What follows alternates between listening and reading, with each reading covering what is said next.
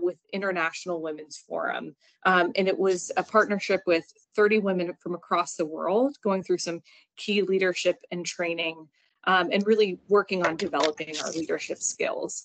At the same time that I was given this milestone opportunity, I looked up and realized that I didn't have an equal seat at the table at the time. And I had a realization that the solution to the problem was me. It was really up to me to raise my voice and ask for the support with the wise mentors around me to really identify what steps that I needed to take to progress my career and how I made those critical conversations happen. So after learning that key nugget, and really because of the power of the both male and female mentors around me, I vowed to pass on what I had learned, and I immediately called Jen. And so when Claire told me about this idea, the seed of idea that she had, I said, oh my God, this is absolutely amazing. How can I help? And so that's kind of how this all started, probably last fall sometime. Claire had laid the groundwork for this, and we really started to move forward with what this was going to become. And my motivator for this is really, I mean, amazing people like Claire, who I've met throughout my career, and many others, wanting to see them reach to areas of the C-suite and leadership. And also, I have two young daughters. I have a 7-year-old and a 10-year-old, and I really want them to have less challenges in the workplace and being able to do what they want to do and being able to lead how they want to lead. And throughout my career, I'm in marketing, PR, branding. And so I've spent a lot of time building corporate brands. I've spent a lot of time building thought leadership for experts and for corporations. And as Claire and I talked more and more, we realized that's really a critical component of helping women get to the next step in their career, is that branding and is that thought leadership. So we felt we had a lot to offer from the marketing perspective as well. And that's how the Boardroom was born. And I'm sorry, I'm going to let more people in. No, it's all right. And I'll keep going, because I think this origin story is really in the fabric of what we do. You'll notice in all of our branding, there's an ampersand there. And I think that it is really critical in thinking about the formation of our story, because it started with Jen and Claire. The Writers Guild of America have a key differentiator when they say AND, Jane and Jen working together, or using the ampersand in terms of Jane and Jen having a collaboration. That ampersand denotes two writers working together as one, rather than two writers collaborating separately and delivering different perspectives on one topic that may be published in one article. So that was really important to us when we thought about what it's going to take to help women rise to the next level and break through those barriers. So not only did the origin start from two women partnering together and really a mentor reaching down to help lift another up, but also the concept of we will achieve more and drive greater progress by supporting and empowering each other through many key issues. And I'll also say here, there's a lot of undercurrents of private and public partnerships. One thing that you'll notice that's a little bit different to the Boardroom is our goal is really to give access to all women who aren't able to perhaps reach some of these key leaders because of funding that may not be within their organization. So really opening it up and unlocking it to many. And just one very big round of applause to both Jen and the entire team at Sweeney for helping deliver the brand as we start this journey together. And so I know that Jen's going to share a little bit about what we're seeing in the landscape. Yeah, and I mean, this obviously is no surprise to any of us on the call in terms of, where women are in the corporate world. We've seen certainly lots of success, but we're not there yet, right? And COVID, as we all know, threw more of a wrench into women in the workplace because a lot of women had to leave actually 300,000, which is the largest drop in women in the workforce in 20 years, to help raise their families with the home. I know many of us struggled with that throughout COVID. And so those levels aren't back to, to where they were pre-COVID. So there's a huge opportunity here, even, for the boardroom to help some of the women who have left the workforce and give them the confidence to come back. We all know that, that there is an opportunity for more women to get to leadership roles, and corporations are now starting to recognize this, that they really need a more diverse team to be running organizations. So top female leaders are in high demand. And why does this matter to the boardroom, right? Why are we doing what we're doing? So we're seeing, both challenges and opportunities. As Claire had mentioned, there's not a lot of access for women to get the training, to get the networking that they need to advance, to roles of leadership and C-suite. Not everyone has an opportunity to take courses, to spend the dollars, or for their company to support them. And so we want to make this more of an inclusive versus an exclusive type of organization for all women to be able to join and benefit from the education, from the mentorship, from the networking. And as there's a rise in remote work, which actually is an opportunity and a challenge, because as more and more research is coming out, it's finding that remote work is actually setting more of a divide for women in terms of saying, hey, I want to stay home, and that may be looking negatively on them. But for some organizations and some businesses who've continued to be 100% remote, this actually offers an opportunity for women to rise to that occasion and have a little bit of more flexibility, if they do have families. And so, like I mentioned, we really just want to make this an inclusive organization and be able to touch more women and help them get to where they want to be.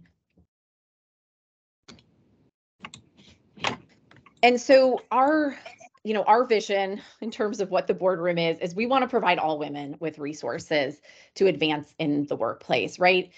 This can be anybody from, a young professional who's just entering, to people who have been in their field for many, many years. I think that we all can benefit and we all can learn something that will help us advance forward. And, because not everybody may have access to C-suite leaders, such as Tiffany, who's joining us today, to share their story, to learn from. We see the boardroom as providing that opportunity, both in person as well as virtual. Certainly being kind of a national organization, virtual is a great way to include a lot of people. But we do have some thoughts down the road for potentially in-person events as we start to move forward and grow the organization. And so I'm going to share a little bit more about where you can find us for updates. You can find us on LinkedIn, and that's where we'll share key information about upcoming speakers and also additional collateral with tips on how to move forward. But I'll also share a little bit more color about what our goals are in the next 3 to 5 years and what this looks like for the organization. We are really focused on 3 key areas. The first is developing your personal brand. And so how you're going to see this come to life is social media one-on-one, a media training masterclass, a headshot session. One of my favorite concepts is that a woman who gets a new headshot is about to change her life, right? How can we really set up women for success here? And also, how do we start building confidence? What do you need to do to prepare to work with a performance coach? Also, for some, what is a performance coach, and at what level does that come into your career? How do you negotiate? How do you work with remote teams? And also, finally, how do you better evaluate opportunity? How do you re-enter the workforce if you're a working mother? And also, what are the top recruiters looking for in today's marketplace? This is just a sprinkling of what we're going to focus on. And I'll also say we've gotten some questions about the time commitment, right? This is really come and participate as is valuable to you and give as much as you can. There may be certain points where you reach out to us for key information or key connections that you need to drive your career forward. It should really be balanced and based on your needs. And also, finally, it's inclusive, right? And I think that one thing we really know is we can't advance without key male allies, key sponsorship. And I think they're all welcome in this too. And certainly in terms of age ranges, we see everyone being able to participate from 18, really also, and having women give back who've retired and have some key insights that they need to share and pass down to help us really continue this drive towards success. So just a key window of what you can see from us going forward.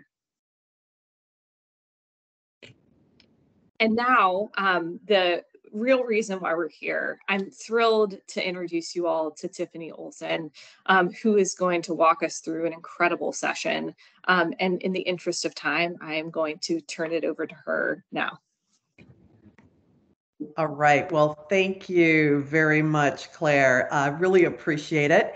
And I know there's a little bit of background noise, so if those that aren't speaking can just mute, that would be wonderful. If you want to go to the next slide. All right, and I'll have you move one more slide. So I was at my first global meeting, and there's this huge boardroom meeting table, and there were 30 people sitting around the table. All men, all in blue suits. And the chairman, who always sat down at the end of the table, started the meeting as he always did. Good morning, gentlemen. Now I was kind of sitting in the middle of the table, so he couldn't see me, but I leaned over and I waved. And he chuckled and he said, and Tiffany. That's when I heard the glass ceiling crack. Next slide. And I knew that I had officially arrived, but clearly there was so much more work to do. And so what I'm going to share with you today are some tips that I've learned along my journey to the C-suite. So the first tip, before you get out that door, in the elevator, up the stairs, there's something you absolutely have to do. You've heard it your entire life from your parents and your teachers. They all told you, do your homework. So do your homework. What does that mean in business? Well, what it means is in your big meetings, you need to know about the people you're meeting with. What's their agenda? Is it the same as the meeting agenda or different? Who do they connect with? What are their interests? Now, this is easy to do. And if anyone has had a date, or if your kids have dated in the last 15 years, you already know how to research people. Go social, Google, LinkedIn, Insta, Snapchat. Ask people that know them, ask their assistants. But no matter how you go to gather this information, don't forget to get it. Because by knowing the people you're going to be meeting with, you will be much better prepared for what happens during the meeting. Do your homework also means that you need to prepare yourself with that contribution that you're going to make. You were invited to the meeting for a purpose. Know what it is. Understand why you're there. What are you there to listen, to observe, to present? What's your role? So make sure you know what's expected. And something that we're all going through, and this was just mentioned, is really this hybrid return to office, this new model. But what I am seeing happening out there is that the real important meetings, they're going back face to face. And it's important to be present. Because as in the past, before COVID, the important stuff happens before or after that official meeting ends. Get there early, hang around. And if you've done your homework, you know all those commonalities that make those side conversations a lot easier. Next tip, next slide too. So develop your personal brand. And when we talk about brand, it's something that we universally will recognize about something. For instance, and I want, if you can, unmute, shout it out. So when you think about Coca-Cola, what do you think of? It's the real thing. And Nike? Do the right thing. Yep, just do it. What about McDonald's? I'm loving it. So these companies, they've got big marketing departments. They spend a lot of money on product branding. But here's the good news. You can develop a personal brand without spending a dime. And by having this strong personal brand, people know what you value and what your expertise that you can bring. And when you have that brand and it's recognized, you're not confused with others. It's a real strength. You might work for a company and you represent them, but we're all going to have multiple jobs in our career. And a recent study actually showed that the average person has 12 jobs during their career. So who you are transcends the job, and it should be recognized wherever you go. It's your signature, it's your brand. So let's talk about some personal brands from some people you may recognize. Next slide. Sheryl Sandberg, COO of Facebook. So her brand, a lean-in advocate for women. She's all about women. Now she'll be leaving Facebook, but I will bet that her brand is going to stay with her. Tony Robbins, motivation, organization, how to be your best self. And Oprah, empathetic, authentic, can talk to anyone. So now I want you to take a moment and think, what's your brand? What makes you, you? What are you known for? What do you want to be known for? What is that unique value that you bring? So you may be wondering where you even start with something like this. How do you even start to develop a brand? Well, I'm going to give you an exercise. Next slide. And it's a great place to start. So people you work with, your personal friends, ask them. When you think of me, what are the first 3 words that come to mind? And another question, why do you like working with me? Ask a lot of people, just collect the data. And so listen for things that get repeated. So for example, they might say reliable, good listener, accountable. Whatever you hear, take it into consideration when you're building your brand, because that's the current perception. Now, it may be the brand you want, or you may want to start to change it. But once you know it, you need to articulate it. So think, what's your hashtag? This could be a few descriptive words: collaborative, creative, visionary. So use 1 or 2, 3 sentences. And I want to give you an example. So for instance, while I'm talking, think about what is the hashtag. So I could say, I'm a manufacturing expert who streamlines processes, helps companies achieve their goals. Hashtag manufacturing expert. Or another example, I know how to close complex large deals. Let me help you close the big sales. They're going to change the trajectory of your business. So that hashtag could be not afraid to close.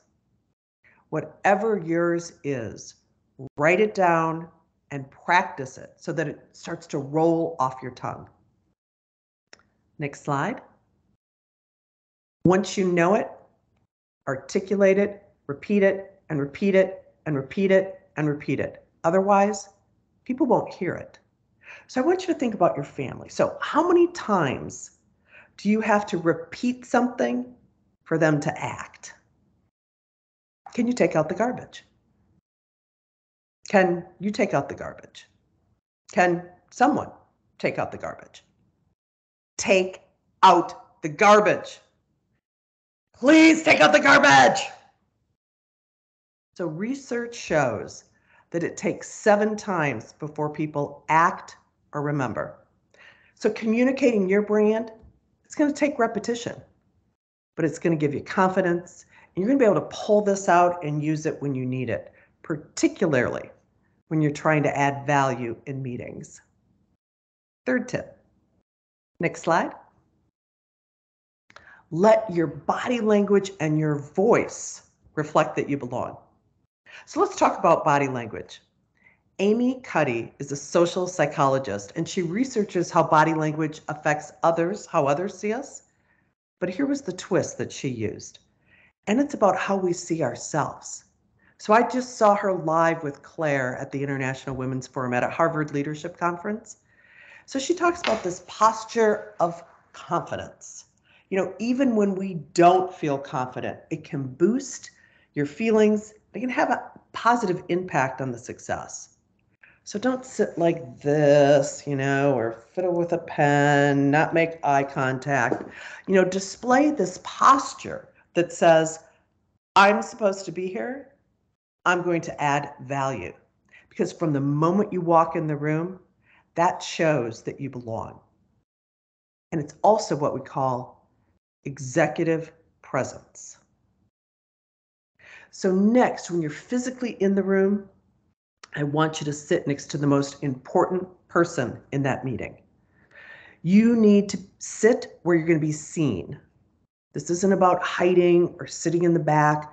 It's not about not talking or being noticed. Because what it's about, game on, I'm here to show you why you invited me. Now, I know that, many women can be afraid to speak up in some of these high-level meetings because it can be intimidating. And there's a lot of reasons why. The main ones, I think, historically, is that men haven't really always listened to women. And this has led to spiraling doubt, kind of a lack of confidence. But studies show that women sometimes won't even apply for top-level jobs unless they have all the qualifications. But men will apply regardless.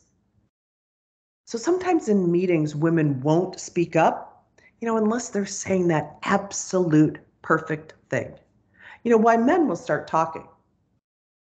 So I'm talking, I might not be making sense. I'm just kind of picking things out of the air, but I'm going to keep talking regardless. So the question for you, are you waiting to be perfect? And is that holding you back? Don't wait to be perfect. Next slide. Now, some women, when they speak, will get talked over. So if this is happening to you, you're getting interrupted or people are talking over you, ask questions. Because oftentimes the person asking those questions controls the meeting. So ask questions, and if you've done your homework, you already know what to ask. So for example, really super data. Curious as what the next step would be. Or if your brand is customer excellence, how will our customers be impacted by that? Tell me more. Another tip is to use pausing when you either need to make a point or you need that listener to catch up to what you're saying. Pausing is powerful. So remember, if you're there, if you're in the meeting, you are good enough. Don't worry about being perfect. Because by adding your voice into this room, it shows why you are there. Now, if you're an introvert and you're thinking, I can't do that. I don't like that at all. Let me give you a special role that you can play in these meetings because you're the one that can bring it all together. So for example, I've been listening and this is what I've observed. Introverts, and if you're one, you need to speak up. You need to have that confidence to show why you're in the room. Next slide. So tip number 4, it's about emotional intelligence. Now this topic really started to be talked about in the 90s, and it refers to people who can communicate effectively, are self-aware, are socially aware, empathetic toward others. And these are the skills that in order to be successful in the C-suite, you need to have them. It's about being able to read the room, be in touch with your emotions, know when you got to reel them in, and know how they can play into decision making. That's all part of emotional intelligence. So here are some tips. Next slide. There are 5 important parts of emotional intelligence. So the first, self-awareness. How am I coming across? How am I impacting others? Self-regulation. That is just like it sounds. And this is about being able to take that pause when you're really upset. Change how you want to react to how best to react. Social awareness, understanding emotions of others. What are they feeling, and can you improve upon it? Social skills, that's about influence, conflict management, teamwork, ability to inspire others. It's all about building and maintaining those healthy relationships. And then the last one, listening. This is about practicing deep listening. So it's being present. It's summarizing what you believe you've heard. It's asking for verification or correction. So let me share 2 stories of how I think this will make this really come alive and how you can see how important it is. So the first one, in one of my companies, there was a senior manager. He was walking into a room of 100+ leaders in the organization. Now, he was upset. It was because he had just learned that he didn't make plan. He storms into the room and he says, I can't believe there is such low accountability, low work ethic. If you don't want to work here, there's the door, get out. As you can imagine, the room was silent. And many of these people, they'd been working long hours, weekends, didn't take vacation, just to make sure that the customers were able to get products. And that day, he lost a lot of respect, and there were a lot of people that never gave it back to him. So this demonstrates really low emotional intelligence. Now let me share with you another story. So this is the second story. So this happened during COVID, and it was a woman who worked for me. And every day she called her direct reports. And then if she was finding out that someone else was struggling, she'd call them every day too. And it was simply to see how they were coping, how they were doing, helping them to troubleshoot. So she would provide resources, tips, websites, and even one time for a mom who had 3 kids under 5 during COVID, and making dinner was just too much for her, and she sent her a DoorDash. High emotional intelligence, and her people, as you can imagine, incredibly loyal. Next slide. All right, the last tip, be authentic. So be authentic by connecting through stories, because now more than ever, authenticity is so important. It's because stories influence, they teach, they inspire. And it's through this storytelling that people really get to understand you. They can see you as authentic. In stories, they forge these connections among people and between people. And leading, it's all about connecting. And so this power of storytelling can't be underestimated. So now let me tell you a very personal story about me to hopefully drive this point home. So Claire, next slide, or Jen, next slide. I had just taken a new job overseas, and I was working at this German company. And, people were friendly enough, but I wasn't connecting. I wasn't connecting with my team or my peers. And I really didn't know why. I wasn't sure how to fix it, how to connect. And then the weekend happened. So my family and I, we were hanging out together on the 5th floor of our apartment. I want you to note that becomes a very important detail in a moment. And our dog, Dakota, sees a bird outside and sprints for it. She runs through our living room, onto the balcony, over the railing. We're like, oh my goodness. We run over to the railing. We look down. We see Dakota on the small awning, but it's 12 feet down. So my husband leads over. I hold on to him. The kids grab my legs, and we lure my husband down. He grabs our 100-pound black lab by the scruff of her neck and launches her back onto our balcony. Well, as you can imagine, we were all rattled, but thankfully she was okay. So why I'm telling you this story is because when Monday happened and I get to work, this very nice, little stiff, but polite culture of, how was your weekend? And instead of saying, fine, how was your weekend? I told them this story that I just told you. And everyone started asking me questions. How's the dog? How are your kids adjusting? How's your husband adjusting? And I asked them, tell me about your family. What about your pets? And we started to connect. And what I learned was that when I started to share my authentic self with others through these stories, we connected. Before, I was really just trying to fit in, but actually what I needed to do was to belong. Because belonging is about accepting others for who they are, and it makes you approachable. And being in the C-suite, you're going to need to be able to connect. You need to be able to connect up and down and sideways with your peers. So share yourself. Let people in. Being authentic connects you to others, and it allows you to be a strong leader. Next slide. So these are the 5 tips I've learned along my journey to the C-suite. Do your homework. Develop your personal brand. Let your body language and your voice reflect that you belong. Develop and continue to grow emotional intelligence. And last, be authentic by using stories. But I will tell you the most important thing is to have fun.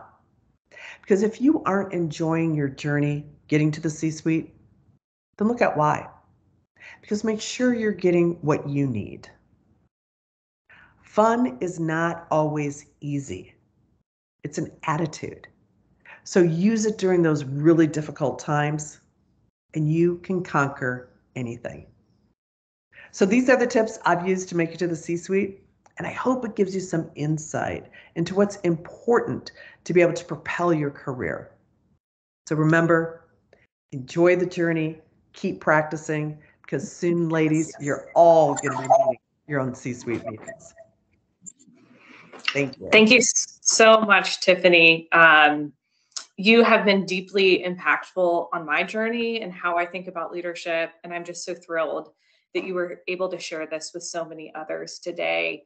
And what I find really fascinating, I'll share this while folks think through any questions that they may have, put them in the chat, and we can have Tiffany answer them for us in the little bit of time we have left. But what's so deeply interesting is that you've seen so many women be at that director role or senior VP and not break through to the C-suite, and have really identified, right, these are the 5 tips that was missing in their approach. I'm also struck by how these tips can help us all at whatever level we're at, really break through and deliver the growth we need to see. So I hope everyone enjoyed that as much as I did as well. And we'll just give it a moment here as we look through, and we'll pause for questions. But I'll just add before turning it back over to Jen for an additional thank you. Thank you for your patience with us through the tech. We will make sure that we have that smoothed out for next time.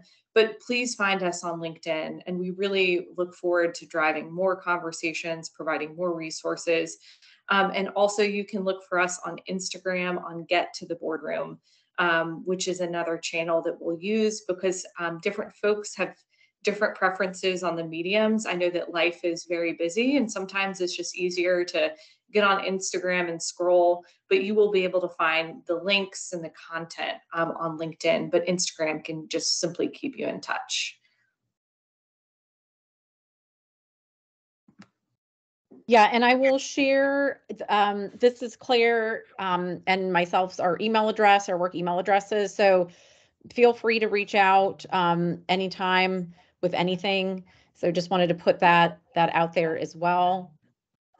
And again, replugging right the LinkedIn. And I know we talked very briefly about, you know, people asking about time commitment and what they can be doing. I think, you know, at the moment, just sharing. We will have another meeting in October. We're working on our speaker and kind of the agenda for that. So soon to probably come closer to the end of October. So look for that as well. And again, thank you, Tiffany. What amazing presentation. As I look through the comments, I think all of us got something out of that along the way. So that was just very enlightening. And I didn't see any questions in there, but I'm going to check the chat one more time. We do. Okay. We've got one question from Nancy.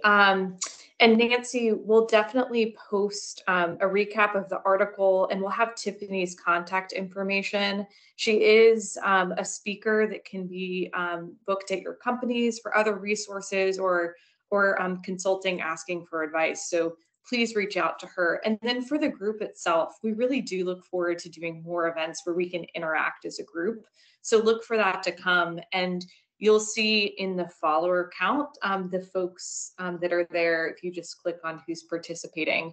And then I think that there is a question as well from Kimberly. Kimberly, we will open the floor to you for a moment if you have a question.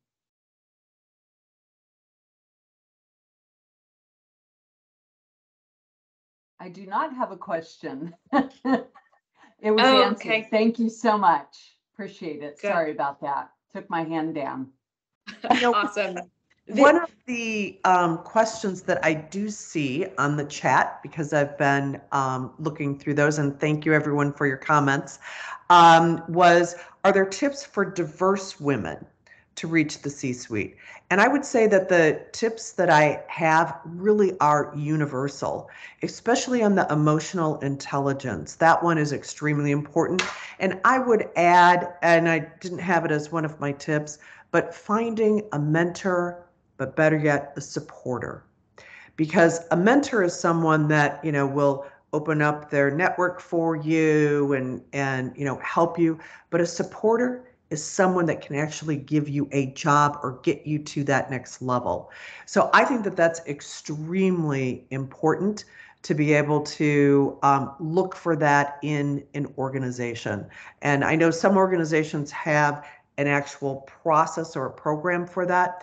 I actually believe that a much more organic approach is usually really, really helpful. So find somebody that you admire in your company and, you know, get to know them. Ask them for a virtual cup of coffee, whatever that may be in your organization. So I would definitely suggest that as an added tip.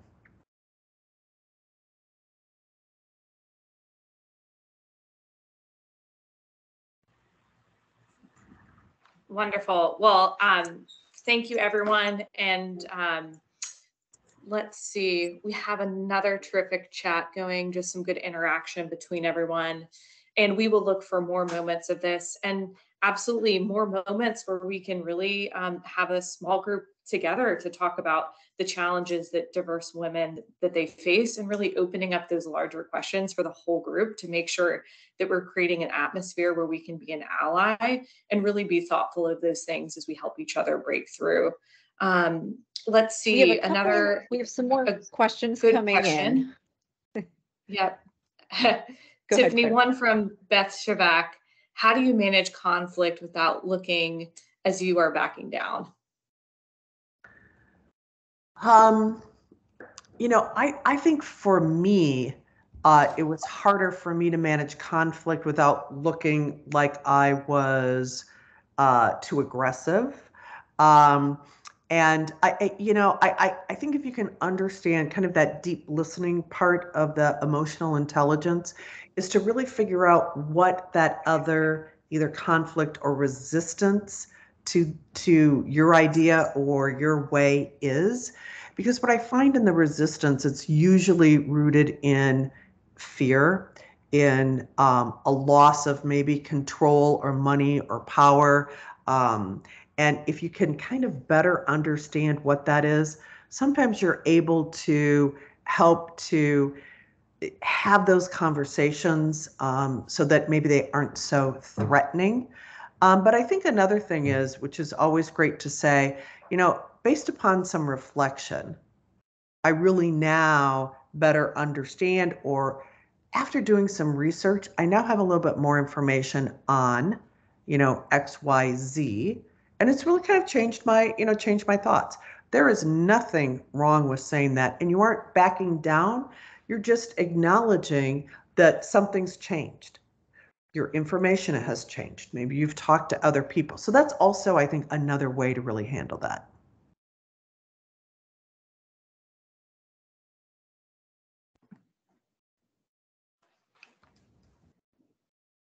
Absolutely. It is something that I see regularly in my line of work. So that's really helpful.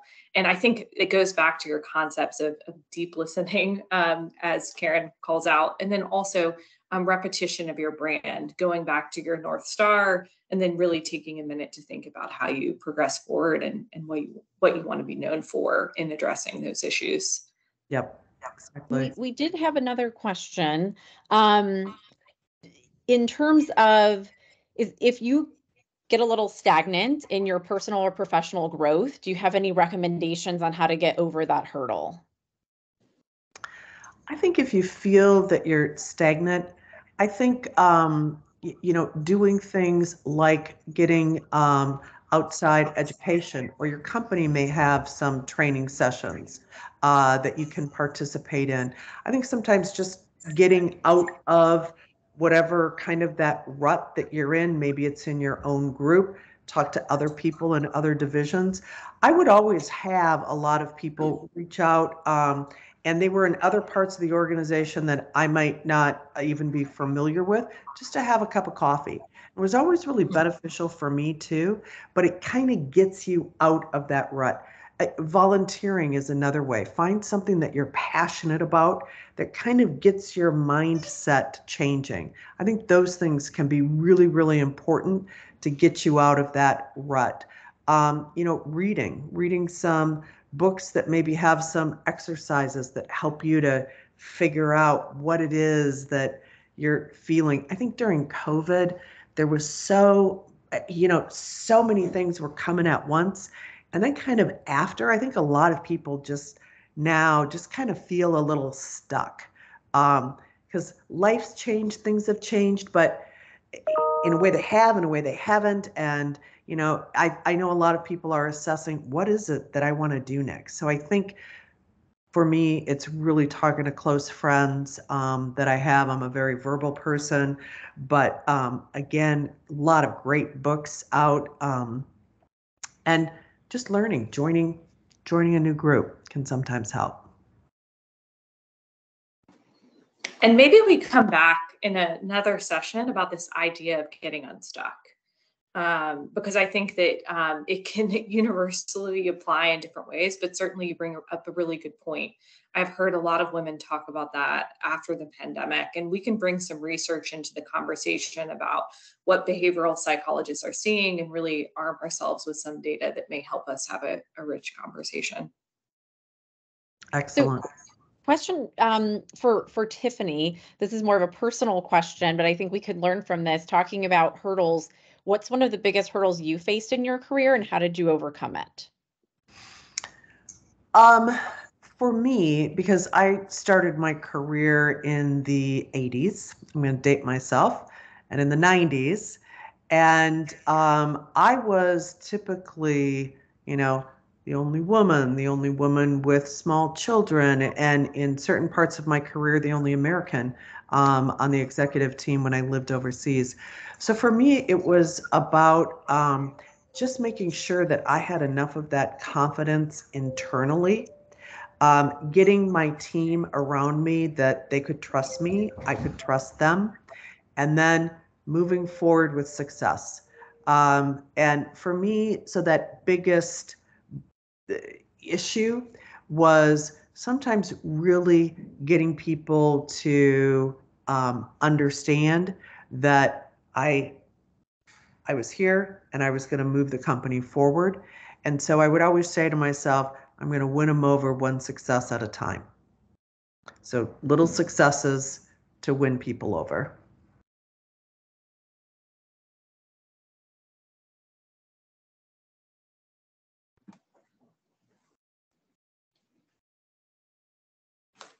Wonderful. Are we seeing any more questions, Jen? I don't, but anyone have a burning question they'd like to unmute and ask? We just have a couple more minutes here.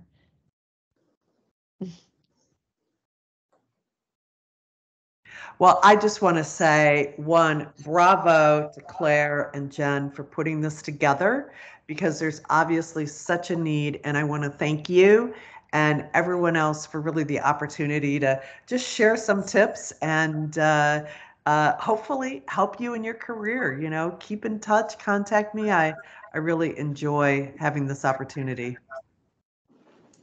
Wonderful. Thank you, Thank you. Tiffany. And thank you, everyone. We will close out the conversation so everyone can grab a quick snack or a cup of coffee before the next meeting. But we look forward to seeing you on LinkedIn. And thank you for joining us today. Thanks, Thank everyone. you all. Have a great day. Bye.